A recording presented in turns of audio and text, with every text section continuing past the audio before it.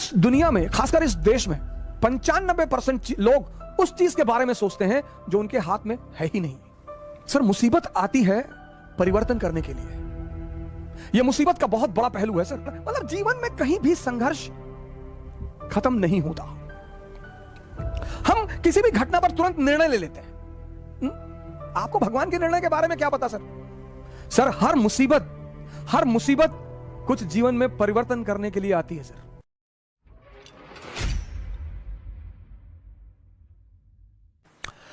इस दुनिया में, खासकर इस देश में 95% लोग उस चीज के बारे में सोचते हैं जो उनके हाथ में है ही नहीं।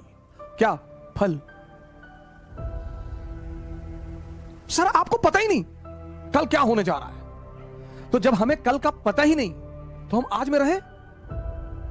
और जितने लोगों ने अपने आज को सुधारना शुरू किया उनका कल बेहतरीन हो गया। क्योंकि जो कल के बारे में सोचते हैं वो आज कुछ कर ही नहीं पाएंगे, और जो पास्ट के बारे में सोचते हैं वो कुछ करेंगे। दो लोग निष्क्रिय हैं। जो कल के बारे में सोचते हैं वो तो थोड़ा बहुत कुछ करेंगे भी, लेकिन जो पास्ट के बारे में सोचते हैं, हमारे पिताजी गवर्नर थे, रहे होंगे, बहुत लोगों के पिताजी गवर्नर थे। सर, मुसीबत आती है परिवर्तन करने के लिए। यह मुसीबत का बहुत बड़ा पहलू है सर। मुसीबत जब भी आई, ये मेरे पिताजी ने मुझसे कहा, उन्हें गांव से भगा दिया गया तो बेचारे भगोड़े हो गए। वो गांव वालों ने भगा दिया, वो कोई पीछे था नहीं तो गांव वालों ने भगा दिया। तो माँ बाप दोनों बेचारे इधर उधर अपना भाट भटकते रहे। तो एक बार मैंने उनसे पूछा कि आपको बदला लेने की इच्छा नहीं हुई? बोले, पागल, मुसीबत आती है कुछ बड़ा करने के लिए अगर आप जागृत हैं। मैंने कहा कैसे? बोले, राम राजा बनने जा रहे थे। मेरी आदत है क्रॉस क्वेश्चन करने की। मैंने कहा कैसे? बोले, राम राजा बनने जा रहे थे। मैंने कहा हाँ। बोले, मुसीबत आ गई? हाँ। मैंने कहा बिल्कुल। बोले, 14 साल जंगल में रहे। मैंने कहा हाँ। बोले, उसी जंगल में रहकर भगवान बने। अगर राम के जीवन में जंगल को हटा दिया जाए, उस 14 साल की साधना को हटा दिया, आप देखिए 14 साल की साधना। पिताजी ने कहा कि देखो मुसीबत आई। मैंने कहा हाँ। बोले, वो मुसीबत को मैं उन्होंने मजा लेना शुरू कर दिया। तैयार है। पिता दशरथ कह रहे हैं कि तू मना कर दे। वादा तो मैंने किया था ना, तू मना कर दे कि मैं नहीं जाऊंगा, मैं देख लूंगा। अरे बोले, नहीं, जाना तो है ही है। और ये इस बात का संदेश है कि हर व्यक्ति को, वो चाहे भगवान ही क्यों ना हो, इतना बड़ा संदेश है कि हर व्यक्ति को इस जीवन में संघर्ष करना है। जो हंसकर करेगा वो राजा बनेगा। करना ही करना है सर। कोई दुनिया में ऐसा व्यक्ति है ही नहीं जिसको संघर्ष ना करना पड़ा हो सर। लेकिन जिसने संघर्ष में मजा लेना सीख लिया, आप अगर बहुत गौर से जीवन को देखें तो हम जब क्लास 10th में थे तो हमारी माता जी हमसे कहती थी कि बेटा 10th की पढ़ाई अगर कायदे से कर लोगे ना, बस 3 ही साल जीवन में पढ़ना है। मैंने कहा अच्छा? हाँ। बोली, बस 3 साल, 10th 11th 12th, और 3 साल अगर पढ़ लिए फिर जीवन में पढ़ना ही नहीं। हमें लगता है आपको भी कहा गया होगा कि बस 3 साल। अब आपने पढ़ लिया, 97.8% आपके मार्क्स आ गए। अब पता चला कि भैया अगर IIT निकल जाए, मेडिकल निकल जाए, KGMC मिल जाए, अरे फिर तो जीवन, आपने फिर से दम लगा दिया।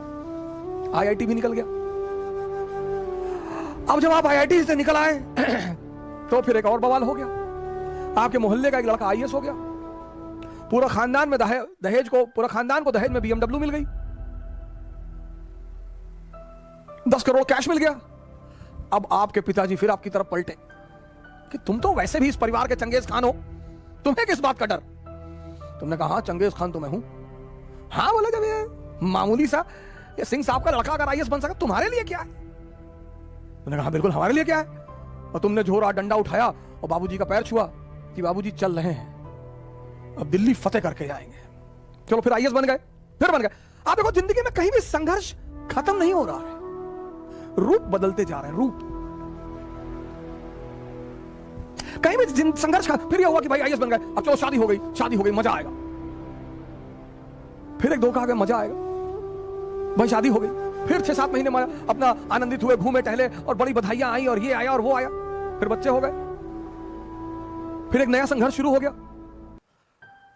फिर अब बच्चों की जिंदगी बनाना। मतलब जीवन में कहीं भी संघर्ष खत्म नहीं होता।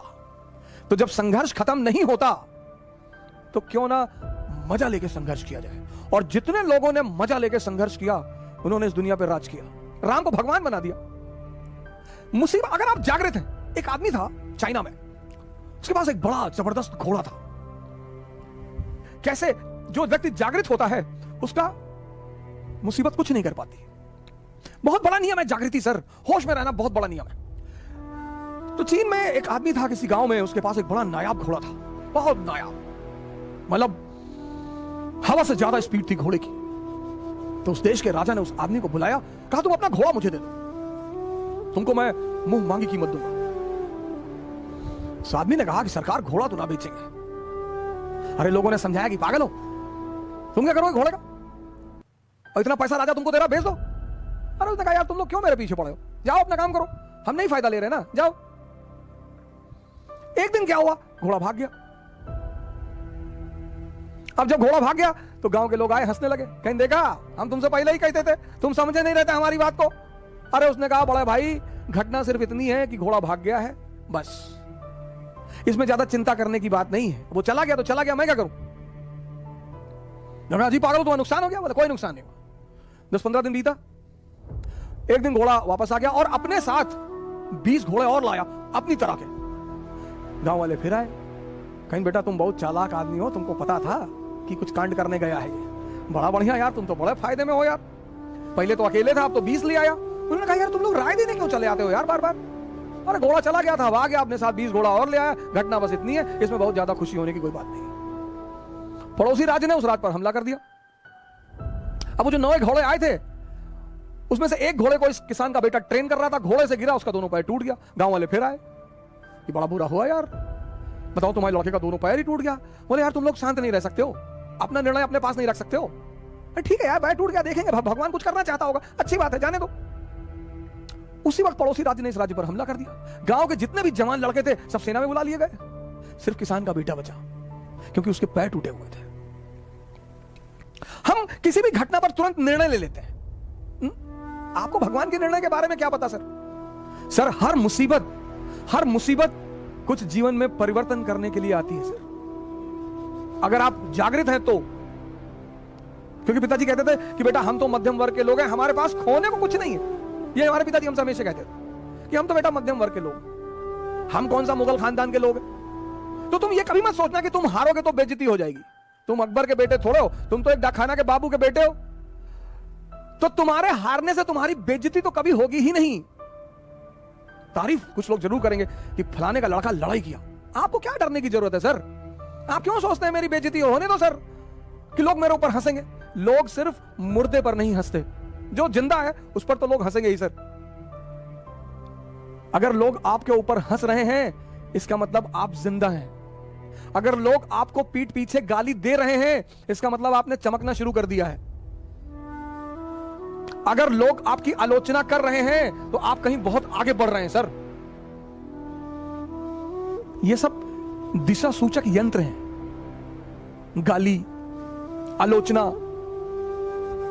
पर हमारे मिडिल क्लास के पेरेंट्स हमको बहुत डराते हैं, बहुत पेरेंट्स को, बेटा बेइज्जती मत कराना। मैं तुगलक वंश के हो, बेइज्जती मत कराना। कि मौर्य वंश के हो। अंबेडकर की बेइज्जती हुई, उन्होंने मजा लिया, भगवान बन गए।